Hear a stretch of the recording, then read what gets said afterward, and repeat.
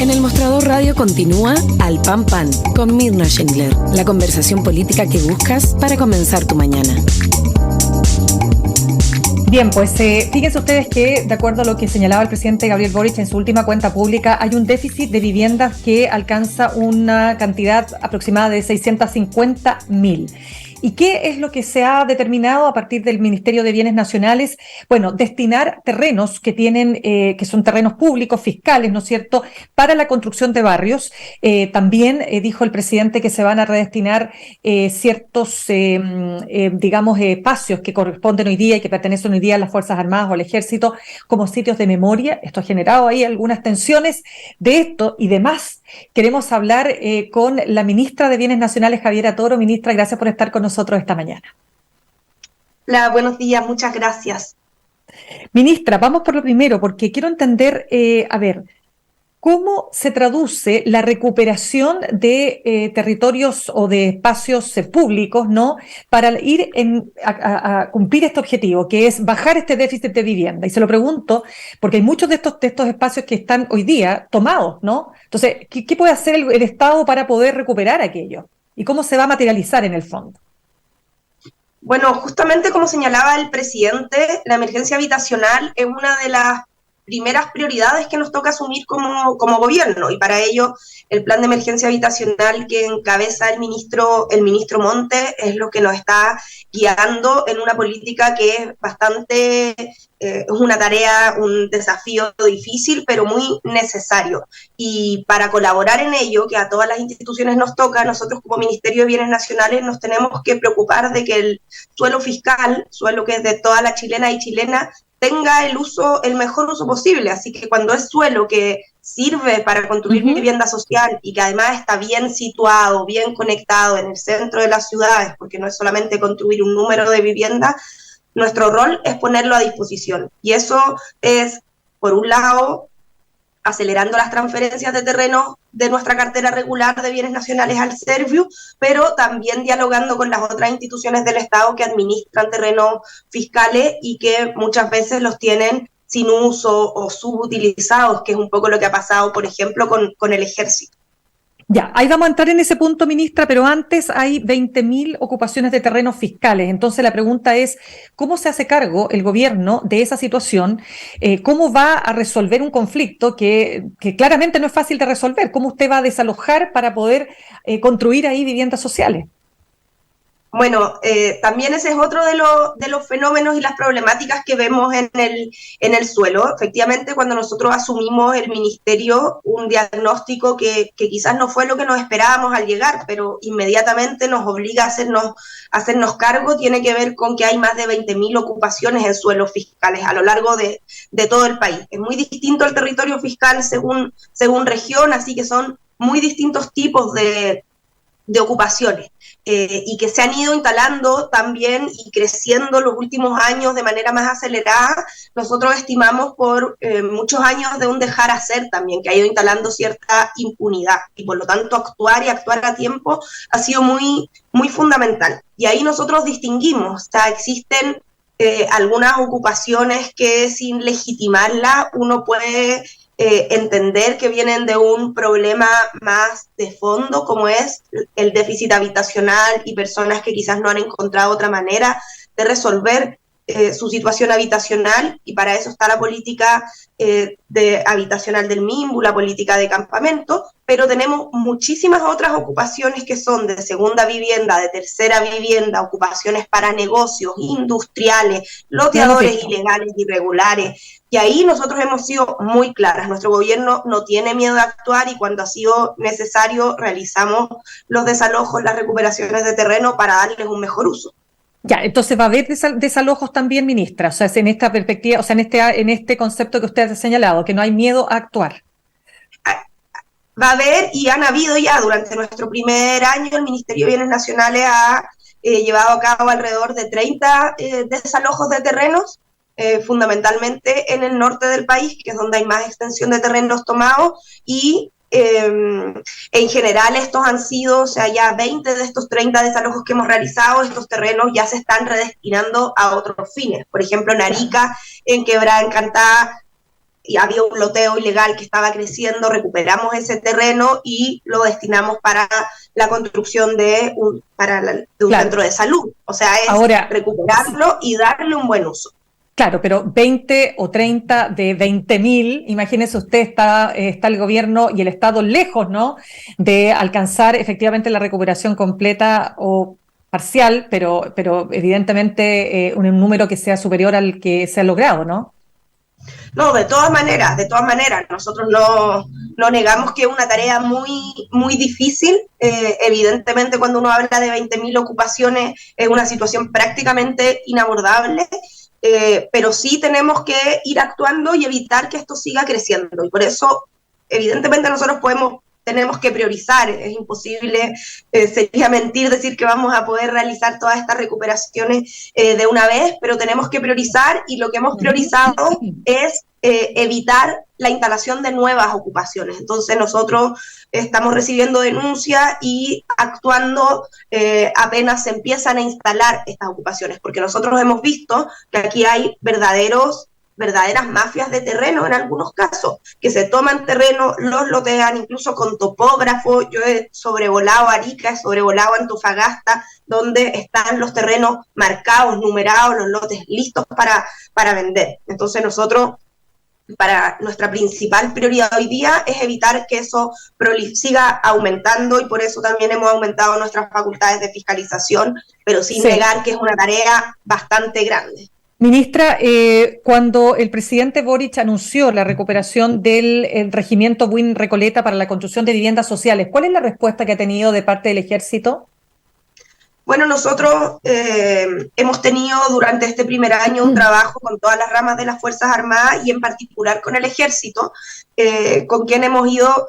Nosotros, junto al Ministerio de Vivienda, priorizamos ciertos terrenos que son más relevantes, administrados por la rama y que pueden ser muy significativos para la emergencia habitacional, y hemos establecido un diálogo con eso. Lo que anunció el presidente son 12 acuerdos que nosotros ya hemos llegado con el Ejército respecto de 12 terrenos que estamos recuperando en 7 regiones del país, y eso incluye el regimiento Buin. Esto es un acuerdo que ya tenemos con el Ejército, la modificación de esa destinación ya la realizamos, y por lo tanto eso es un paso que ya avanzamos y ahora lo vamos a destinar a vivienda. Es importante de todas maneras, yo sé que este es un regimiento bien emblemático, que este es un paño largo donde al inicio está el regimiento, la infraestructura, lo que es incluso monumento, pero luego para atrás había un gran paño de terreno que estaba siendo subutilizado y que está, bueno, todos comprenderán, en Recoleta no es fácil obtener suelo bien ubicado. Entonces, esa también es un poco el espíritu de dar un mejor uso y más eficiente al suelo fiscal. Claro, pero también el presidente ha comprometido la recuperación de zonas que quisieran, ¿no es cierto?, convertirse en monumentos de bienes nacionales, o sea, quiero decir, monumentos nacionales respecto de lugares de la memoria, ¿no?, que fueron, digamos, escenario de violación a los derechos humanos. Y puntualmente quiero preguntarle por lo que pasó con el Regimiento 23 de Copiapó, que se anunció, ¿no es cierto?, que se iba a redestinar como lugar de memoria, o que se iba a convertir, quiero decir, como en un foco, digamos, de lugar de memoria, y esto generó incomodidad en el Ejército, porque lo que dio a entender el comandante en jefe es que a nadie, o sea, no les consultaron. Se anunció esto sin pasar directamente por el Ejército. Entonces quiero saber qué pasó ahí y si eso se resolvió o no. Bueno, son cuestiones distintas. En particular, la declaratoria de monumento nacional, que es lo que ocurrió con el regimiento Copiapó, es un proceso que lleva el Ministerio de Cultura y que es independiente tanto de la propiedad como de la administración del inmueble. Por lo tanto, en ningún caso es incompatible con el uso que se le esté dando, y ahí hay todo un proceso que se había iniciado ya hace varios años, y en donde entiendo que la opinión del Ejército también había sido recogida, pero finalmente el Consejo de Monumentos Nacionales quien vota y hace esta declaratoria, que insisto, no es incompatible con el uso, con la administración, e incluso las declaratorias de monumentos nacionales no son incompatibles con la propiedad de un inmueble en caso de que no fuera fiscal, en este caso sí lo es.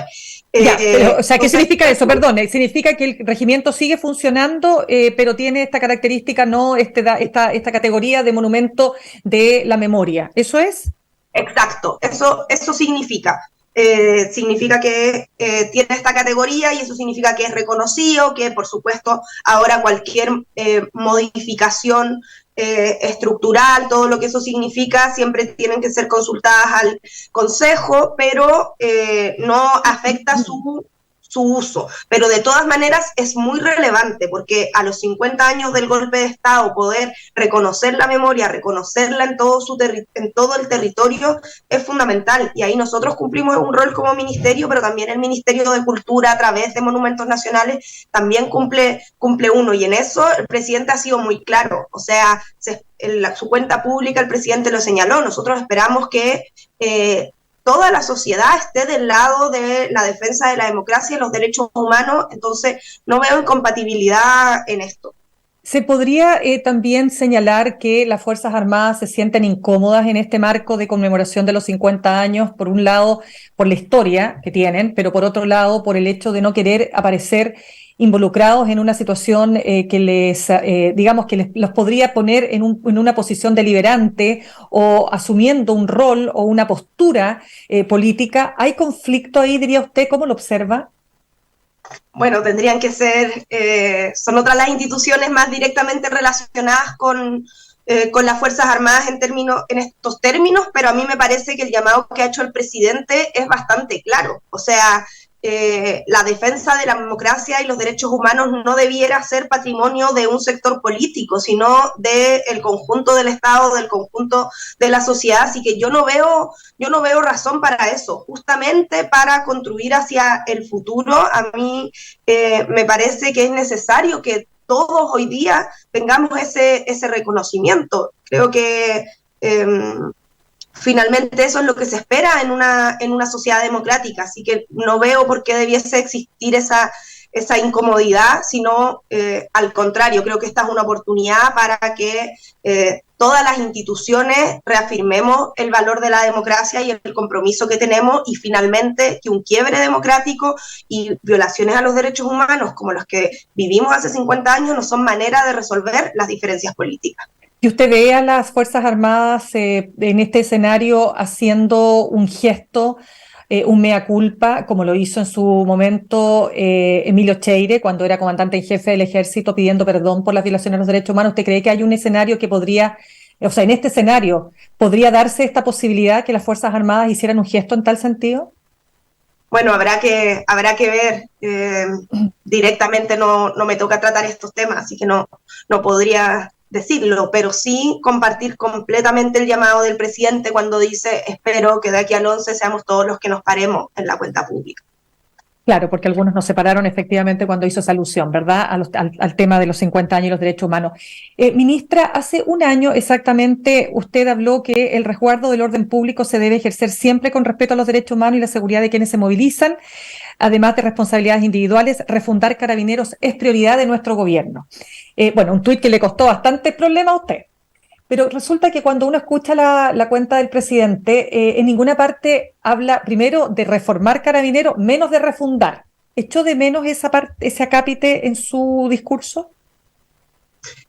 En ningún caso. Yo creo que la cuenta pública del presidente fue muy clara, la prioridad que le da nuestro gobierno a la preocupación por la seguridad, la necesidad de avanzar en ese sentido y también el compromiso que ha puesto nuestro gobierno en distintos ámbitos. Y eso implica, entre otras cosas, el fortalecimiento a las policías. Y ahí hay una agenda, que lleva el Ministerio del Interior, por supuesto, que tiene que ver con un fortalecimiento material, todo lo que nuestro gobierno ha hecho, y también hay una agenda de mediano plazo donde también se están trabajando cambios que buscan fortalecer la institucionalidad, pero esa agenda que lleva principalmente el Ministerio del Interior, pero yo creo que nuestro gobierno en eso ha sido bastante claro. Hay una preocupación por la seguridad, pero también, por supuesto, a través de reconocer la necesidad de fortalecer la institucionalidad de las policías. Ya, entonces que no se hablara de reforma, menos de refundación, no es un tema para usted, o sea, como digamos que no se expresara de manera tan explícita. O sea, yo comparto absolutamente los anuncios que realizó el presidente y estoy segura, sé que nuestro gobierno está trabajando hacia allá, así que por supuesto no lo veo como un problema, al contrario. Claro, ministra, usted ha tenido un rol político bien activo, digamos, en el Frente Amplio, y quisiera preguntarle porque usted fue y ha sido muy crítica de los 30 años, pero quiero preguntarle si después de un año de gobierno con 2 derrotas electorales importantes para este gobierno, si usted ha cambiado de parecer sobre su visión de los 30 años. Bueno, creo que efectivamente han sido bien públicas las diferencias y las críticas que podemos haber tenido, y yo creo que esa mirada no impide hoy día como el trabajo que estamos realizando hoy día. Uno puede mirar críticamente lo que pasó para atrás, pero también construir sobre la base de lo que tenemos hoy día y reconocer que para gobernar, para hacernos cargo de los desafíos que tenemos en el país, necesitamos las alianzas amplias en las que estamos, y de hecho yo espero que sigamos trabajando en ese sentido. Entonces, más que desdecirme, tiene que ver con mirar el momento histórico que estamos viviendo y la necesidad de contar con las diversas experiencias, las diversas capacidades para enfrentar los desafíos que tenemos hoy día.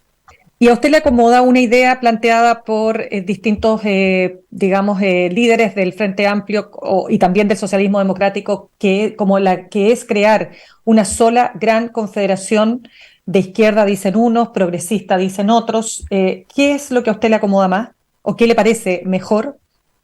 Bueno, hay una discusión ya de los partidos de cuál será la mejor forma orgánica, y ahí creo que los líderes de nuestros partidos tienen que llevar fundamentalmente esa discusión, pero nosotros estamos trabajando hoy día en una alianza de gobierno que tiene esta amplitud, que incluye a Frente Amplio, Partido Comunista, Pro Dignidad, el socialismo democrático, y esa alianza con esa amplitud es absolutamente necesaria y yo la comparto. Ahora, creo que efectivamente la manera y el curso en que eso vaya tomando y su forma orgánica son los presidentes de nuestros partidos quienes tienen que llevarlo, pero de todas maneras creo que este es el camino. Claro, pero la Confederación Progresista podría incluir a la democracia cristiana. Si fuera así, ¿qué le parece? Yo no veo problema en la medida en que estas discusiones las den por parte de los partidos. Hoy día los desafíos que tiene el país requieren estas amplias alianzas, y así ha sido llamado por los distintos sectores del gobierno, también por los distintos sectores de los partidos, y todos quienes estén hoy día por la defensa de un programa democrático, de un programa de ampliación de derechos, toda la disponibilidad para trabajar con ellos. Ministra, cuando el presidente dice en su discurso que dada la situación del país hay que redireccionar las prioridades, ¿qué es para usted? ¿Cómo leyó usted ese redireccionamiento? ¿Qué significa en la práctica? Bueno, un poco lo mismo que señaló el presidente. El presidente señala muy claramente nuestros compromisos, nuestras convicciones están muy claras, pero cuando a uno le toca gobernar, por supuesto, se tiene que hacer cargo de la realidad y la realidad concreta, y lo que vivimos hoy día, este año entero que nos ha tocado ser gobierno, implica que hay ciertas prioridades de la ciudadanía que hay que poner por delante. Yo creo que significa eso. Cuando asumimos, quizás no veíamos no estaba en ese nivel de preocupación que tiene hoy día la situación de seguridad, pero esa es una necesidad de la ciudadanía que tenemos que poner por delante, y así con las prioridades que señaló el presidente. Pero hay cosas que se van a tener que dejar de lado, que hay que mejor aceptar que no se van a lograr definitivamente, es decir, digamos, transparentar que obviamente el programa de gobierno no se va a poder cumplir tal como se pensaba cuando se ganó la elección. Siempre gobernar implica priorizar y eso implica poner ciertas cosas por delante y por supuesto que hay algunas que puede que no se puedan avanzar de la misma manera, pero en la medida en que haya un horizonte común yo en eso no veo problemas, porque son las condiciones que tenemos actualmente las que nos permiten definir por dónde se va a avanzar más, hacia dónde. Entonces, la medida en que las convicciones y nuestro programa está claro, el ejercicio de gobernar que implica estas priorizaciones no lo veo como problemático. Ministra, usted fue candidata a la Convención Constitucional. ¿Cómo ve el proceso que va a partir mañana con este nuevo Consejo Constitucional, con este nuevo intento por escribir una nueva Constitución?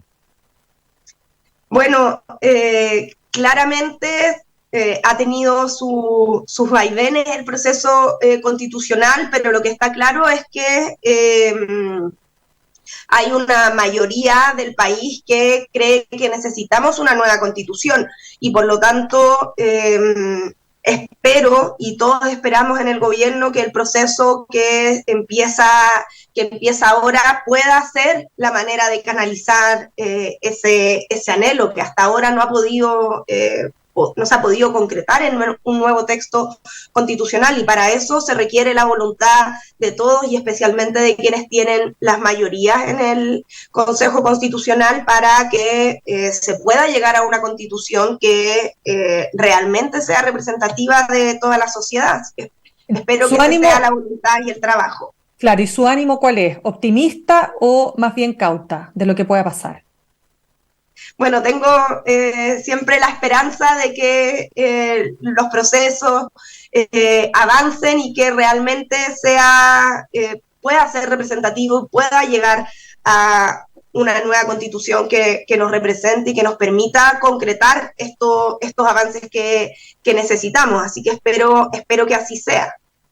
Ministra, volviendo a lo que le corresponde directamente por su cartera, hace algunas semanas el Consejo de Pueblos Atacameños rechazó la Estrategia Nacional del Litio y, mientras tanto, hay agrupaciones que están cuestionando la explotación del salar Maricunga. ¿Cómo va a enfrentar el gobierno este problema cuando ha dicho el presidente que esta Estrategia Nacional del Litio, ¿no es cierto?, tiene por propósito además empujar el país hacia el desarrollo y aquí, claro, tiene que hacerse cargo, por supuesto, las comunidades? ¿Qué va a pasar ahí? ¿Cómo lo van a manejar ese tema? Uno de los elementos de la Estrategia Nacional del Litio ha sido la consideración por el diálogo con las comunidades indígenas y eso está en la base de la presentación de la estrategia y así se ha ido llevando. Los salares son efectivamente sitios muy relevantes para los pueblos indígenas en términos de su significación cultural, ambiental y por los usos ancestrales que ahí existen. Así que el diálogo con las comunidades es fundamental. Y nosotros como Ministerio de Bienes Nacionales que administramos parte importante del territorio que en esa zona existe, porque es gran parte territorio fiscal en esas regiones y en particular en esa zona, tenemos un diálogo con las comunidades. En la región de Antofagasta, los salares, por ejemplo, se encuentran o se cruzan con algunas demandas territoriales indígenas y nosotros tenemos una mesa de trabajo, una mesa de desarrollo territorial con las ADI, las áreas de desarrollo indígena de Atacama a la Grande y de Alto Loa. Y ahí nosotros llevamos un diálogo intercultural para definir cuáles son las mejor manera de poder llegar a acuerdos. ¿Y cómo va? Y ese es Claro, el mismo espíritu. ¿Y cómo va a lograr convencer entonces a las comunidades que la explotación de este salar también le va a traer beneficios a ellos o a ellas? Bueno, este es un diálogo necesario en el que tienen que participar las distintas instituciones desde el punto de vista territorial, que es el ámbito que nosotros específicamente vemos como Ministerio de Bienes Nacionales. Hemos tenido buenas experiencias y un buen diálogo con las comunidades y esperamos que esa manera de dialogar también se pueda ir consagrando a otros ámbitos. Esto se trata de dialogar, conocer las posiciones del otro y llegar a acuerdos. Y creo que esa voluntad existe la hemos visto de parte de las comunidades y de todas maneras existe por parte de nuestro gobierno. Ministra, por último, quiero saber si lo que es el hecho de que el Instituto Nacional sea un monumento histórico y con todo lo que está sucediendo en el instituto, no solo ahora, sino que este es un problema que se arrastra, ¿no? De hace muchos años, ¿no? Que un grupo determinado de jóvenes se toma el instituto, impide, ¿no es cierto?, que los chicos puedan ir a clases, etcétera. Pero también haciendo, digamos, estragos, ¿no? Incluso al interior del instituto. Entonces quiero saber si usted tiene alguna injerencia, alguna capacidad para tocar ese tema, o eso ya no corresponde a su área. No, directamente no. La verdad no lo vemos nosotros como ministerio, porque si bien es un inmueble fiscal, es un inmueble que está destinado al servicio educacional, pero de todas maneras que son situaciones preocupantes, y así lo ha señalado nuestro gobierno, el ministro de Educación, el presidente, y en ningún caso se pueden aceptar este tipo de situaciones de violencia, más allá de que no toquen directamente a mi gestión como Ministerio de Por Bienes Nacionales. supuesto, pero desde el punto de vista de lo que ha sido su gestión política o como militante, digamos, de un partido del Frente Amplio y con su experiencia, ¿cómo ve lo que ha pasado en el Instituto Nacional? ¿Tiene solución realmente el conflicto que se vive internamente? Por supuesto, son situaciones tristes las que toca ver, y que es muy necesario siempre poder distinguir situaciones de violencia que completamente inaceptables del legítimo derecho a organizarse, de la organización social, la organización estudiantil, y ahí nuestro gobierno, también viniendo de los movimientos estudiantiles, muchos de nosotros, entendemos la necesidad de diálogo para resolver los conflictos, específicamente la situación específica de cada establecimiento. Hoy día está más bien en manos del diálogo que pueden llevar con las instituciones pertinentes, ¿Pero se puede? ¿Se puede dialogar con estos grupos, cree usted, tan violentos? Bueno, hay grupos que hoy día se han puesto por fuera del diálogo, y eso hace muy difícil poder establecerlo, pero yo estoy segura que la mayoría de las comunidades educativas lo que quieren es poder dialogar y encontrar soluciones a los problemas, y finalmente potenciar y fortalecer la educación pública, que es también la visión del gobierno. Muy bien, ministra Javiera Toro, muchas gracias por haber estado con nosotros esta mañana. Muchas gracias, buenos días. Buenos días. Nosotros cerramos nuestro programa de hoy. Los dejo con Fran Castillo, Juntos y Revueltos. Nos reencontramos mañana a las 8 en punto aquí en Alpampan, en el mostrador.cl. Que tengan buen día.